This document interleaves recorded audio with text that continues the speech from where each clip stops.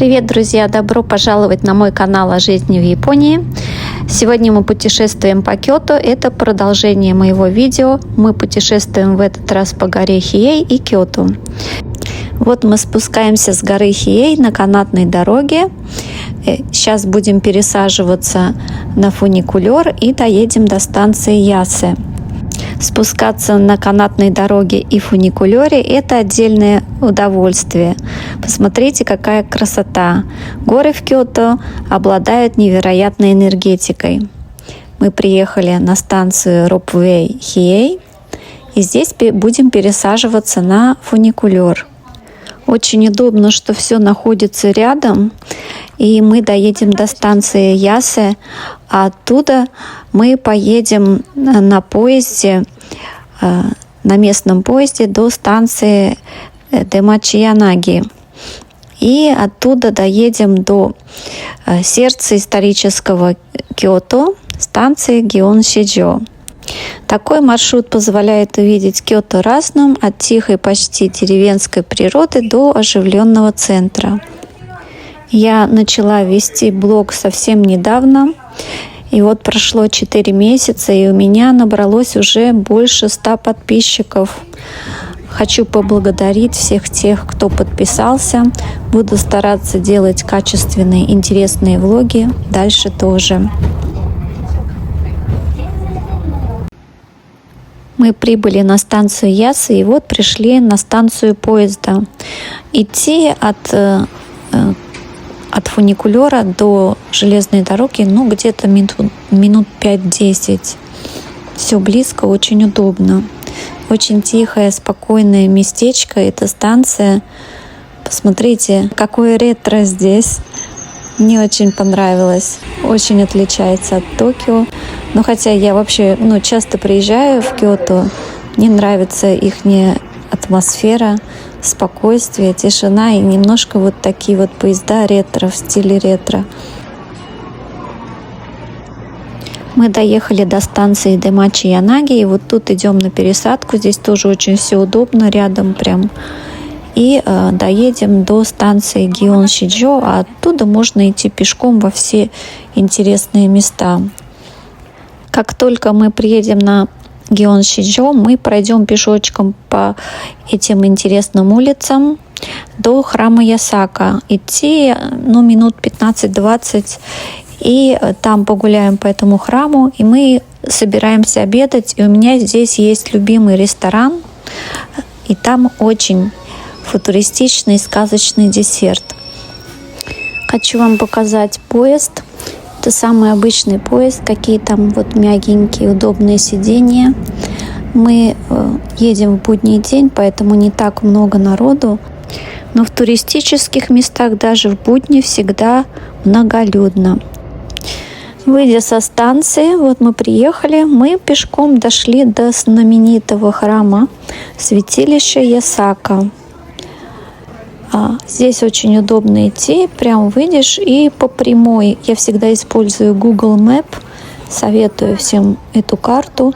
И по прямой вот мы идем и вот по этой улице до конца, и будет храм Ясака. Он был основан еще в 656 году, задолго до того, как Кёто стал столицей. Раньше его строили для защиты от эпидемий. По принципам фэншуй это место защищает голубой дракон. И здесь чувствуется очень мощная земная энергия. Мы прошли святилище насквозь и потом пошли обедать. И мне очень нравится гулять по улочкам Кёто. Они такие милые, ухоженные, в общем, очень оригинальные, старинные. Мне очень нравится здесь. Единственное, что сейчас стало много приезжать туристов, это где-то последние 5 лет. Поэтому немного устаешь от людей. А так Кёто и очень многие города Японии, да и вообще, мне кажется, вся Япония шикарное место.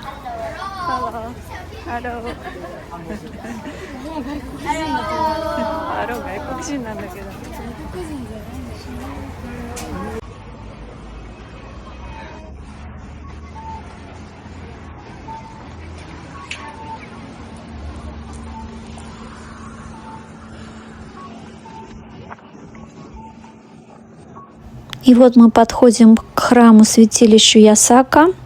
Его часто называют Гионша, святилище Гион, так как оно находится прямо у входа в знаменитый квартал Гейш. Изначально это святилище строилось для поклонения божеству Гонзу Тенно, позже объединенному суровым богом штормов и морей Сусано Микото, чтобы защитить город от чумы и болезней. Знаменитый фестиваль Гион Мацури, один из 3 крупнейших в Японии, проходящий весь июль, родился именно здесь, в 869 году, как ритуал очищения от масштабной эпидемии. Согласно фэншуй, Киото защищен 4 божественными животными. Ясака стоит на востоке, за который отвечает Сэрью, голубой дракон. Считается, что под главным залом есть подземное озеро, где он обитает, поэтому здесь концентрируется мощная земная энергия. И сюда вход бесплатный. Главный зал святилища Хонден признан национальным достоянием Японии. Вот он слева. Он построен в уникальном стиле гион-дзукури. Крыша из кипарисовой коры покрывает единым сводом и внутреннее святилище, и зал для молящихся.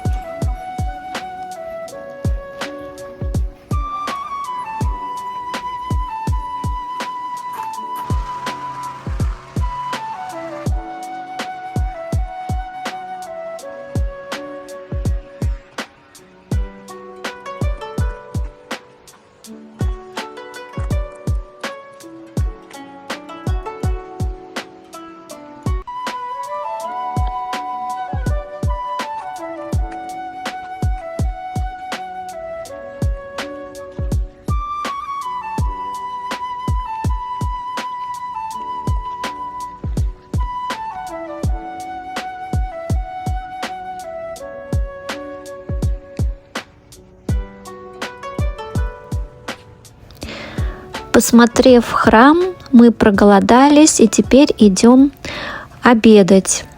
И я вам хочу рассказать кратко о городе Киото. Мало ли кто еще не знает. Киото — это не просто очередной город на карте Японии. Это бьющееся сердце, ее живая история и душа. Больше 1000 лет, с конца VIII и почти до конца XIX века, Киото бережно хранил статус императорской столицы. Именно здесь, среди туманных гор, веками ковался культурный код всей страны. Здесь не строили наспех. Город закладывали по канонам древней геомантии как идеальное священное пространство, защищенное богами и силами природы. И это чудо, но Киото выстоял. Он практически не пострадал во время Второй мировой войны, сохранив для нас подлинные деревянные кварталы, скрытые сады и невероятную атмосферу ушедших эпох.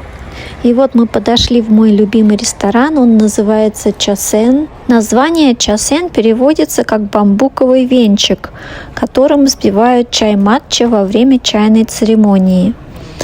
Это сразу говорит о том, что чай матча из региона Уджи здесь всему голова.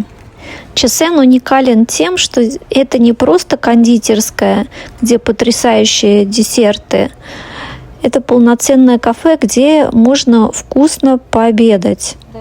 Их визитная карточка в основном меню — это матча-пицца и вот этот футуристичный сказочный десерт, который я заказала.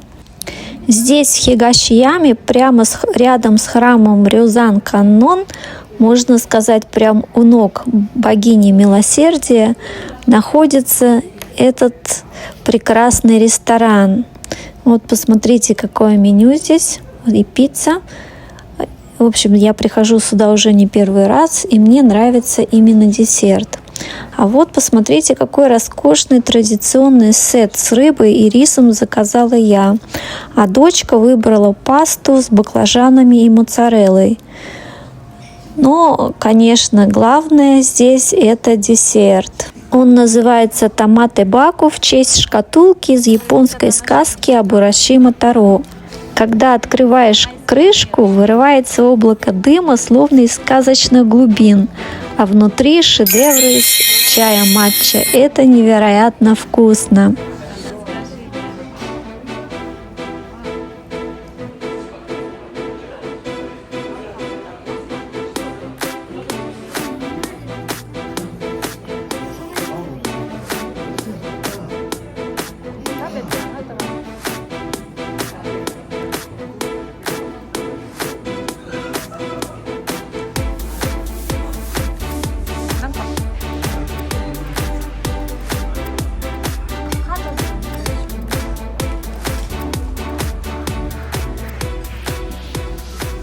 Сразу после вкусного обеда мы решили зайти в Рёзан Каннон, в храм богини милосердия.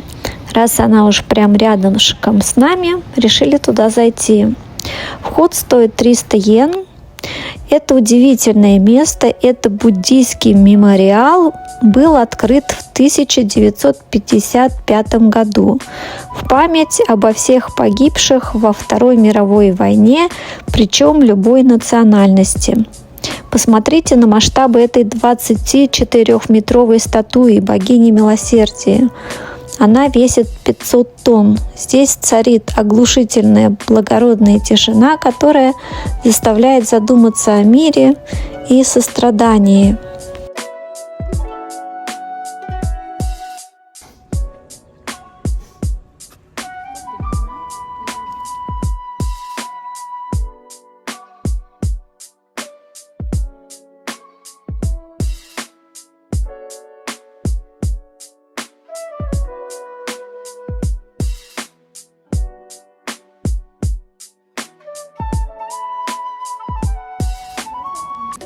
Впервые в жизни я увидела, чтобы в храме жили ласточки. Посмотрите, и там гнездышко, и там у нее детки. А вот это камень желаний. Существует поверье, что нужно обойти вокруг него 3 раза или просто прикоснуться, думая о своем заветном и добром желании, и оно обязательно сбудется.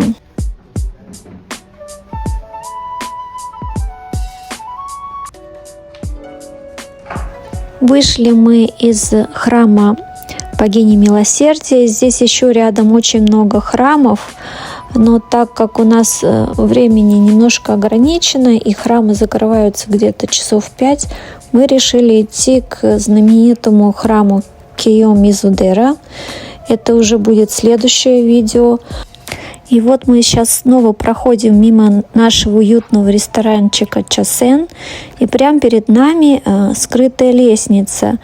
И специально хотела вам показать, что от ресторана прям легко идти. Вот ресторан, и тут вот скрытая лестница, и по ней стоит спуститься, и словно проваливаешься сквозь пространство и время. И как только вы спуститесь по лестнице, окажетесь на легендарной открытой улице, которая ведет вверх к храму Кийомизудера. И, в общем, очень интересная улица. Хотела показать вам, как идти. Прямо за рестораном спускаешься вот по лестнице и прямо идти, и дойдете до этого знаменитого храма Кийомизудера. Эти старинные деревянные домики, магазинчики со сладостями и атмосфера эпохи Хэйан просто завораживает. На этом наше сегодняшнее маленькое путешествие заканчивается. Я ставлю влоги каждую неделю. Кому интересно, подписывайтесь. Следующий влог тоже будет про Киото. Всего доброго, до новых встреч!